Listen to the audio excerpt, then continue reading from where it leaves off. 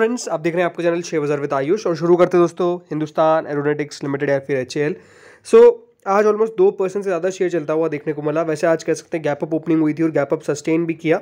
ज़रूर जो आज का दिन का शुरुआत था, जो ओपन हुआ था 3392 पे, उसके बाद 3362 तक गया, बट जो क्लोजिंग है वो 3399 पर आई है। ओवरऑल 3400 रुपये के लगभग ये क्लोज हुआ है। इसका याद रखिएगा 52 हफ्तों का हाई है 3454 का, जिसके काफ़ी नज़दीक शेयर हमको ट्रेड भी करता हुआ देखने को मिल रहा है। पिछले एक महीने में आप कह सकते हैं कि जो गिरावट थी वो बेसिकली गिरावट सारी हटती हुई नजर आई और अब शेयर बिल्कुल अपने जैसे आज इसने अपना नया 52 हफ्तों का हाई लगाया, जैसे मैं आपको बताया, राइट।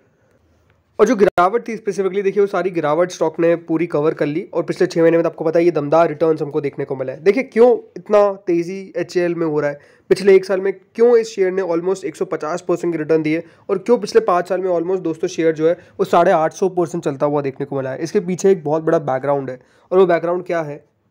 वो बैकग्राउंड है ये, जो कंपनी रेवेन्यू जनरेट कर रही है। एचएएल ने दोस्तों रिकॉर्ड रेवेन्यू जनरेट किया, करीबन 29,810 करोड़ का।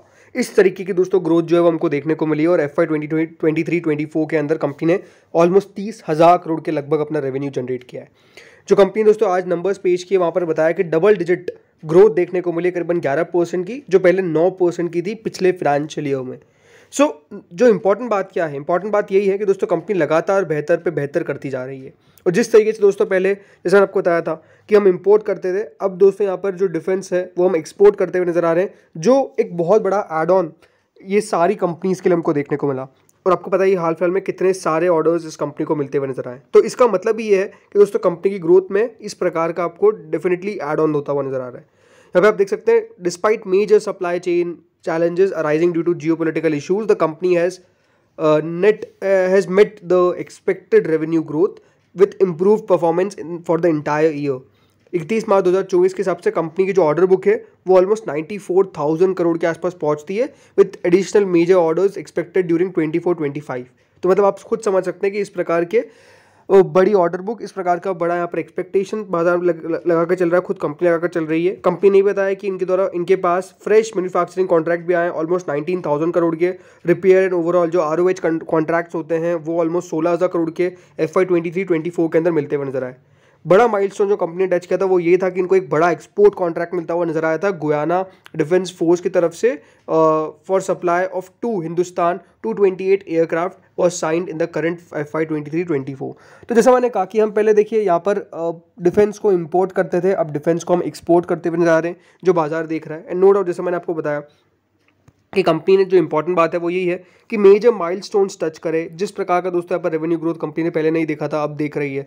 कंपनी के जो हम कहते हैं ना कि व्हाट लाइज अहेड, राइट, तो कंपनी अहेड भी बताती है कि कंपनी के ऑलमोस्ट 94,000 करोड़ के यहाँ पर ऑर्डर बुक है और ये और एक्सपेक्टेड है कि बढ़ती हुई नजर आएगी। तो आप खुद समझ सकते हैं कि जब दोस्तों कंपनी का इस प्रकार का बढ़िया यहाँ पर बैकग्राउंड है तो क्यों शेयर चलेगा नहीं। एग्जैक्टली आपको इसी प्रकार के रिटर्न्स इसीलिए इस कंपनी ने डिलीवर करा है। मेरे हिसाब से देखिए, जैसे आपको मैंने पहले बता रखा है कि कोई सी भी गवर्नमेंट आए, सब गवर्नमेंट का फोकस किस पर रहता है? डिफेंस के ऊपर। और एक्जैक्टली वही हमको देखने को मिल रहा है। एक लगातार दोस्तों सरकार का डिफेंस पे फोकस है और डिफेंस पे स्पेंडिंग जैसे जैसे बढ़ती जाएगी इस कंपनी को फायदा होता हुआ नजर आएगा और एक्जैक्टली आप इसके अंदर बने रहिए। मेरे हिसाब से तो देखिए लॉन्ग टर्म के लिए ये कंपनी बहुत ही जोरदार है और यहाँ से भी ये शेयर और कितना चलेगा ये कोई बता नहीं सकता है। जस्ट आपको यहाँ पर पेशेंस रखना पड़ेगा। जरूर देखिए 37 के PE पे अवेलेबल है, बट मेरे हिसाब से दोस्तों डिफेंस स्टॉक्स को थोड़ी बहुत एडिशनल वैल्यूएशन मिलनी चाहिए, ये स्पेसिफिक मेरे हिसाब से मुझे लगता है। अब लेट्स सी आगे होता क्या है। Next is CDSL। तो दोस्तों हमको पता ही है कि एक बड़ी ब्लॉक डील हुई थी जिसके कारण शेयर में आपने बड़ी गिरावट देखी, लेकिन आज दोस्तों वो ब्लॉक डील का पूरा जो असर था वो स्टॉक ने फिर से रिकवर करके दिखाया और जो सारा असर था उसको यहाँ पर हम कह सकते हैं सोख लिया और शेयर में आज जो शानदार हमको तेजी देखने को मिली करीबन 7% की।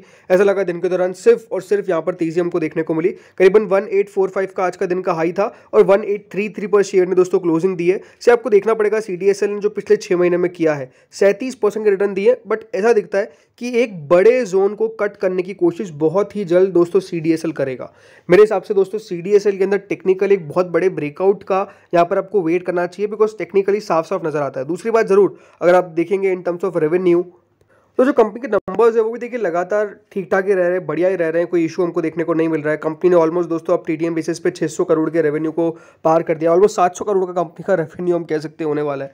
सो ये दिखाता क्या है? दिखाता है कि देखिए ग्रोथ है। दूसरी बात आपको समझना पड़ेगा कि एक डिओपोली बिजनेस है CDSL और NSDL, दो ही देखिए डिपॉजिटरीज है हमारे यहाँ पे। तो जब भी देखिए कोई मोनोपोली, कोई डिओपोली बिजनेस होता है तो देखिए बाजार उसको, जैसे मैंने कहा, हमेशा से बढ़िया यहाँ पर व्यू करता है, ज़्यादा वैल्यूएशन देता है, अट्रैक्टिव वैल्यूएशन रहती है। स्पेसिफिकली देखिए CDSL NSDL, जैसे मैंने कहा, जब हमारे पास सिर्फ 2 ही डिपॉजिटरीज है तो देखिए एक डिपॉजिटरी जो भी लिस्टेड है उसको ही सारा का सारा देखिए फ़ायदा मिलेगा। दूसरी बात, जो खबर यहाँ पर हमेशा आती रहती है कि हमारे यहाँ पर इस प्रकार से नए लोग बाजार से ऐड होते हुए देखने को मिले, तो सारा काम देखिए CDSL के पास आता है। तो आपको समझना पड़ेगा कि जैसे मैंने बताया कि बिजनेस ही अपने आप में इस प्रकार का है कि लगातार ग्रोथ देखने को मिलेगी। बस इसके अंदर आपको सिंपल सा व्यू रखना चाहिए कि जो है पेशेंस का। देखिए समय की बात जरूर है, समय आपको लगाना पड़ेगा। शेयर को अगर अभी आप देखेंगे तो देखिए 2067 का इसका ऑलमोस्ट 52 वीक हाई है, वहाँ से अभी भी नीचे ही ट्रेड कर रहा है। पर जैसे मैंने कहा कि यहाँ पर वैल्यू इसकी है, वैल्यू इसी की है कि दोस्तों यहाँ पर कंपनी जिस प्रकार की है। दूसरी बात, इसके पास एक एडेड एडवांटेज है, आज कंपनी का return on capital employed almost 30% का है और लगातार देखिए जैसे मैंने कहा इसका अच्छा खासा बिजनेस है, हाई मार्जिन वाला बिजनेस है। तो स्पेसिफिकली देखिए पोटेंशियल है लॉन्ग टर्म के अंदर। शॉर्ट टर्म की मैं ज़्यादा बात नहीं करता हूँ, मेरे हिसाब से लंबी अवधि में अगर आपके पोर्टफोलियो का इसको हिस्सा बना कर रखेंगे तो आपको अच्छा पैसा बना के देखी जाएगी। आज 19,000 करोड़ की मार्केट कैप है इसकी, बट ये आने वाले समय में और बढ़ती जाएगी। जस्ट फोकस किस पे करना है आपको, यहाँ पर फोकस करना है क्वालिटी पे। और जस्ट दोस्तों हमेशा यहाँ पे ध्यान रखना है कि जब इनके पास ज़्यादा कोई कंपटीशन नहीं है तो सारा बिजनेस इनके पास आएगा, ये आपको नज़र रखना है। दूसरा स्टॉक BSE।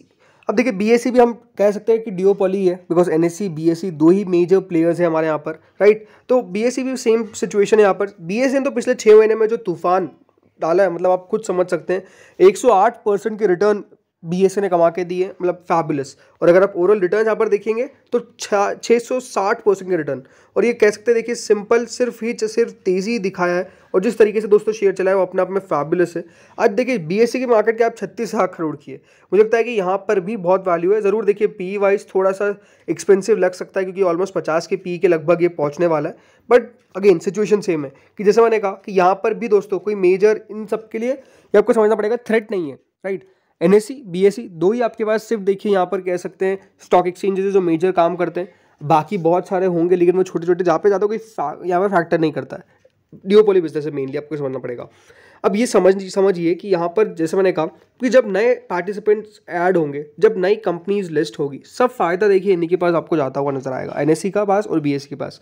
NSE का भी आप वेट करिए, अभी NSE को जो वैल्यूएशन मिलेगी उसका देखिए या तो एक अच्छा असर पड़ेगा BSE पे या तो बुरा असर पड़ेगा, ये बात जरूर है। बट वो डिपेंड किस पे करता है, NSE को वैल्यूएशन क्या मिलती है जब वो लिस्ट होगा।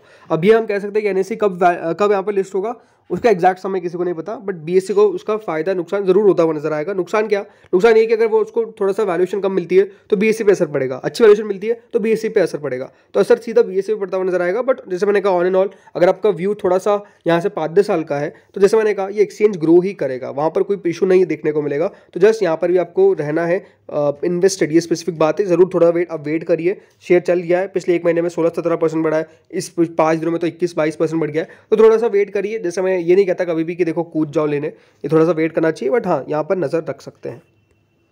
Next is Infosys. करीबन आज इन्फोसिस का शेयर 55 पैसे टूटा, कह सकते हैं इन्फोसिस भी आज गैप अप ओपनिंग दिया बट टिक नहीं पाया। बट पिछले अगर 1 महीने में आप देखेंगे इन्फोसिस को तो 8.5% शेयर करेक्ट हुआ है और 6 महीने में ओवरऑल 4% का तेजी दिखाया है। आज इन्फोसिस के ऊपर एक थोड़ी सी नेगेटिव न्यूज़ निकल कर आई है।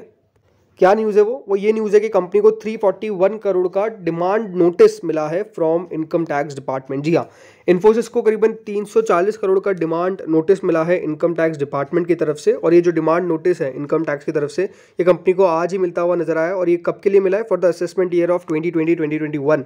तो इसके लिए दोस्तों डिमांड नोटिस मिला है। अब ये देखना है कि कंपनी का आगे क्या यहाँ पर लीगल प्रोसेस रहता है। डेफिनेटली कंपनी अपील करेगी, ये सब तो करती है, बट 340 करोड़ का डिमांड नोटिस मिला है, ये तो देखिए खबर निकल कर आई है। अब देखते हैं कल इस पर शेयर का रिएक्शन किस तरीके का देखने को मिलता है। जरूर थोड़ा बहुत नेगेटिव रिएक्शन देखने को मिल सकता है, कोई बहुत बड़ी बात नहीं है, बट आज कंपनी ने साफ साफ बता दिया है। याद रखिएगा 341 करोड़ के अंदर इंटरेस्ट भी इंक्लूडेड है। और एक और जरूरी बात याद रखिएगा, Q4 का सीजन चालू हो चुका है, तो इन्फोसिस भी दोस्तों अपने नंबर्स पेश करेगा कब, 18 अप्रैल को। ये बात ध्यान रखिएगा, डेट आ चुकी है।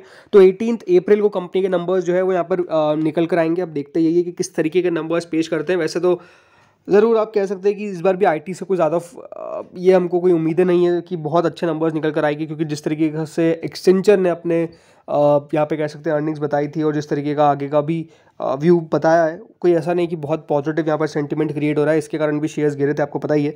बट लेट्स सी अब होता क्या है। Now the last stock is Aditya Birla fashion and retail. कल बहुत बड़ा फोकस में रहेगा ये शेयर, क्यों? बिकॉज कंपनी ने किया है मेजर अनाउंसमेंट।